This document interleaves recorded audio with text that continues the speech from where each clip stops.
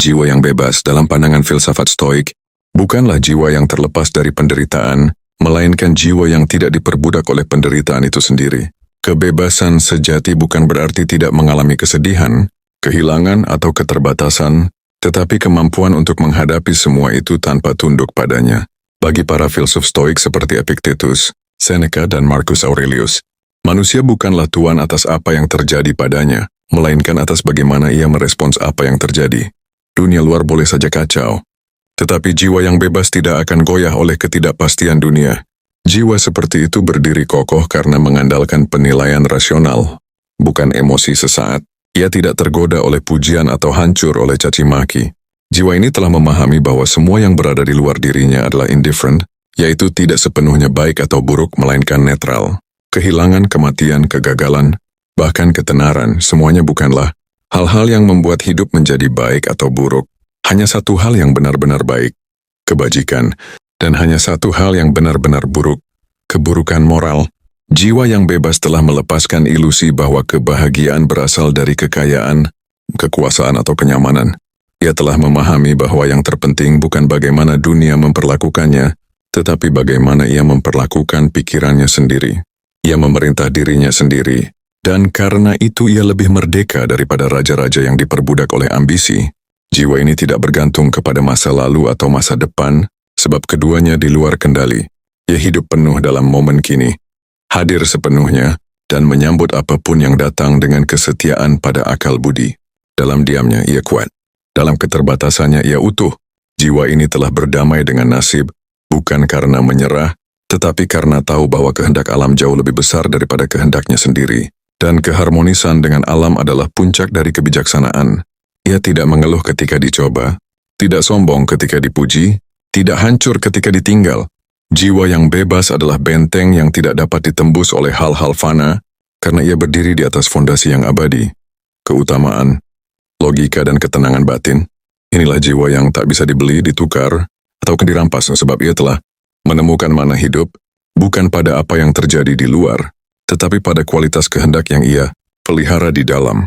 Jiwa yang bebas tidak lahir dari kenyamanan, tetapi dari perjuangan melawan kecemasan yang timbul dari hasrat dan ketakutan yang tak terkendali. Ia telah belajar bahwa tak ada yang lebih mengerikan daripada pikiran yang belum jinak, dan tak ada yang lebih membebaskan daripada pikiran yang telah dilatih untuk tunduk pada akal.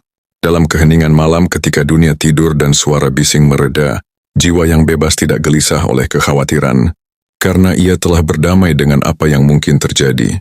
Ia berkata pada dirinya sendiri, "Jika datang kehilangan, aku akan menerimanya.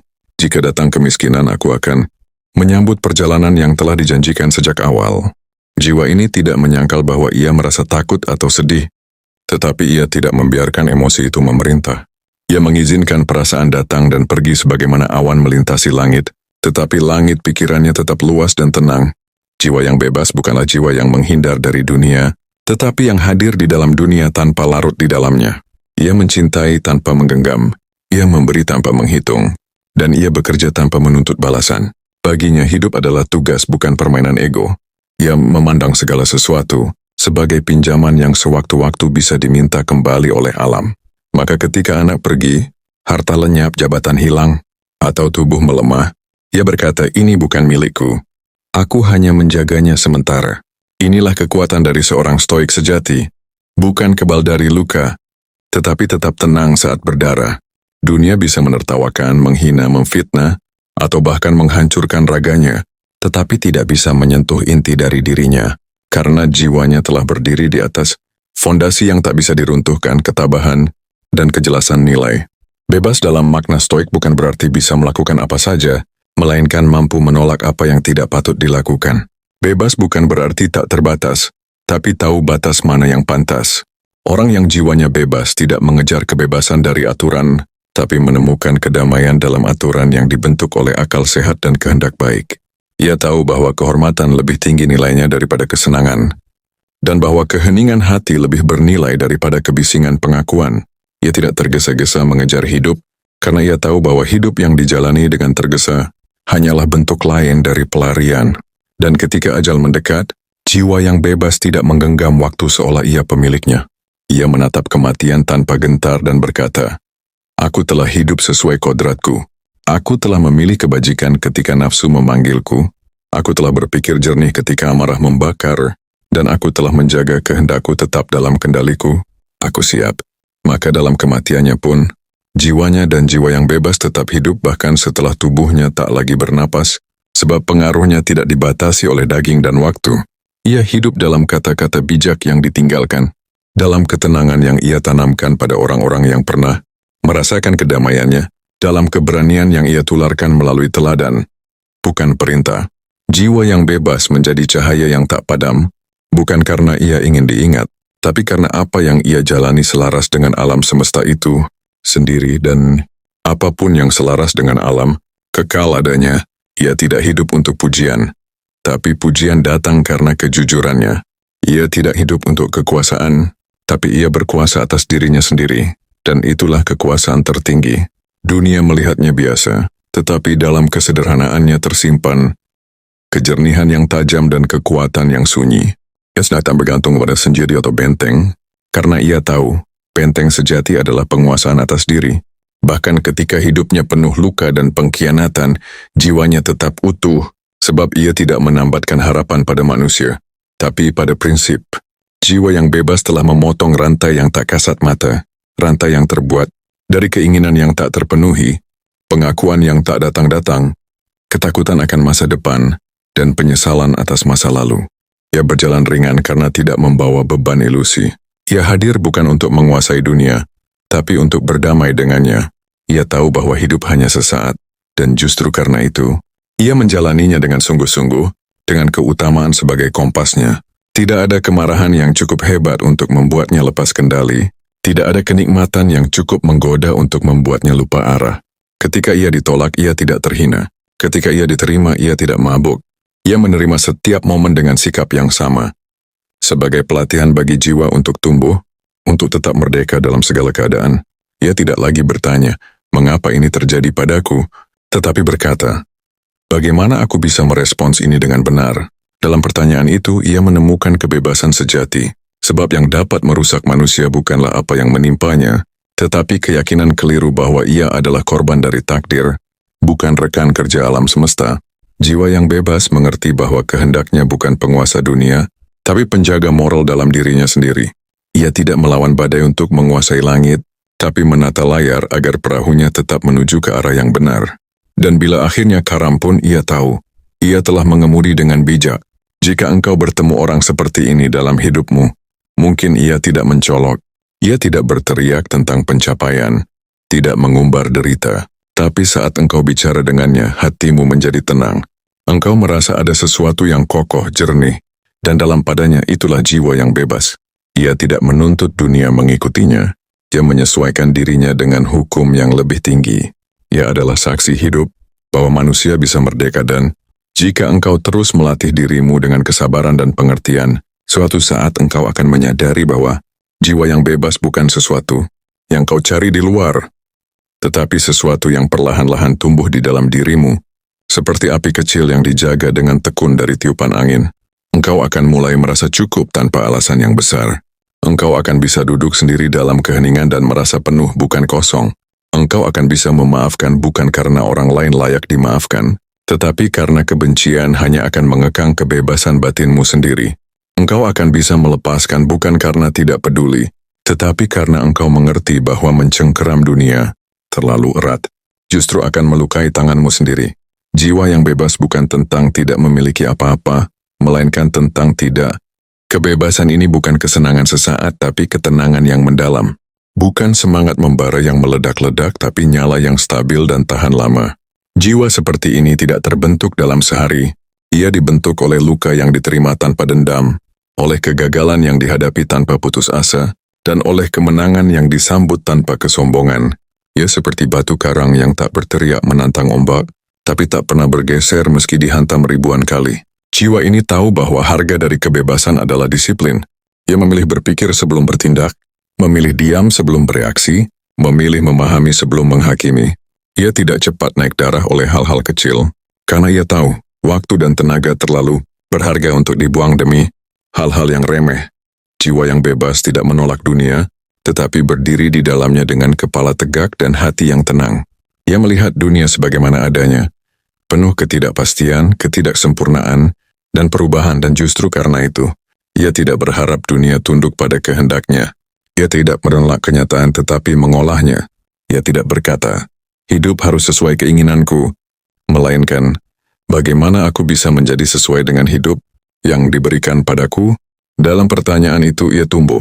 Ia menjadi kuat bukan karena keras, tapi karena lentur. Ia tahu kapan harus bertahan, kapan harus melepas, kapan harus diam, dan kapan harus berkata. Tidak ada yang sia-sia bagi jiwa seperti ini, sebab bahkan penderitaan pun ia jadikan pelatihan. Dan dari jiwa yang bebas itulah lahir keteladanan sunyi yang lebih kuat dari 1000 pidato. Ia tidak berambisi untuk mengubah dunia dengan paksaan, tetapi dunia perlahan berubah karena kehadirannya. Tanpa banyak bicara, ia mengajarkan bahwa keberanian bukanlah tanpa rasa takut, melainkan keteguhan untuk tetap melangkah meski takut itu ada. Ia menunjukkan bahwa kekuatan sejati bukan mengalahkan orang lain, tetapi menaklukkan dirinya sendiri. Jiwa yang bebas berjalan di antara hiruk-pikuk dunia tanpa menjadi bagian dari kegilaan itu. Ia melihat kekacauan tapi tidak ikut panik. Ia menyaksikan ketidakadilan tapi tidak kehilangan kejernihan. Ia menyadari betapa ringkihnya segalanya, tapi justru karena itu ia hidup dengan kesadaran yang tajam bahwa tiap momen adalah kesempatan untuk berlaku bijak. Kebebasan yang ia miliki bukan hadiah, tetapi hasil dari pergulatan panjang, pergulatan dengan amarah, keinginan, ketakutan, dan kebutuhan untuk diterima. Ia telah jatuh dan bangkit berkali-kali, bukan sebagai tanda kelemahan, tetapi sebagai proses pembentukan. Ia belajar bahwa jiwa tidak dibentuk oleh pujian, tidak dikukuhkan oleh kekuasaan, tidak disempurnakan oleh kekayaan. Jiwa dibentuk oleh pilihan-pilihan kecil yang diambil dalam kesunyian. Ketika ia menahan lidah meski bisa membalas, ketika ia bersikap jujur meski menyakitkan, ketika ia mengalah meski benar. Jiwa yang bebas bukan berarti sempurna, ia tetap manusia dengan luka dan batas. Tapi ia tidak diperbudak oleh kelemahannya. Ia tahu bahwa waktu sangat singkat, dan karena itu, ia tidak menyia-nyiakan hidup untuk mengejar hal-hal yang tak penting. Ia tidak sibuk menampilkan citra tapi memperkuat isi. Ia tidak mendandani topeng tapi merawat hati. Ia tidak berlari dari kesunyian, sebab di sanalah ia bertemu dirinya, sendiri dan Tuhan. Dalam dunia yang gemar pamer dan teriak, jiwa yang bebas justru berdiam dan hadir penuh.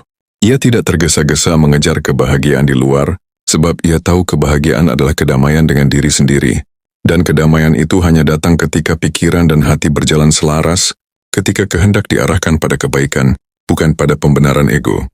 Maka ketika orang-orang bertanya, apa rahasia ketenanganmu?